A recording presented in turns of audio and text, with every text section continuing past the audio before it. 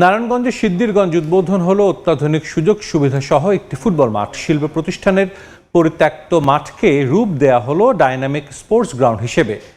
City কর্পোরেশনের 10 নম্বর ওয়ার্ডের 2 নম্বর ঢাকেশ্বরী এলাকায় শিল্প প্রতিষ্ঠানের পরিত্যক্ত মাঠে উৎসব মুখর পরিবেশে এ মাঠের উদ্বোধন করা হয়।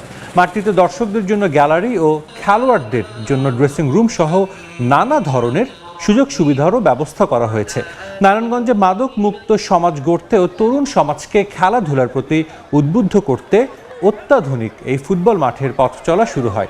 দীর্ঘ 2 যুগ ধরে পরিত্যক্ত অবস্থায় পড়ে থাকায় মাদক ও ছিনতাইকারীদের আস্তানায় ও নানা ধরনের অসামাজিক কাজের স্থানে পরিণত হয়েছিল মাঠটি। এলাকার এই সামাজিক অবক্ষয় রোধে ও মাদকের স্পট নির্মূলে স্থানীয় 4 ব্যবসায়ী মিলে আধুনিক খেলার মাঠ নির্মাণের উদ্যোগ নেন।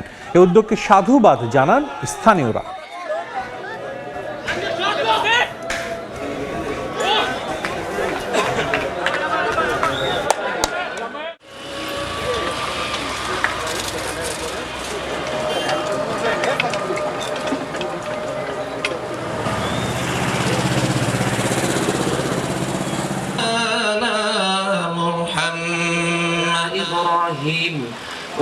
প্রশাসনের নীরবতার কারণে আরও বেশি মাদকের আস্তানা হয়ে গেছে এই পুরো 8 নং এবং 10 নং ওয়ার্ড।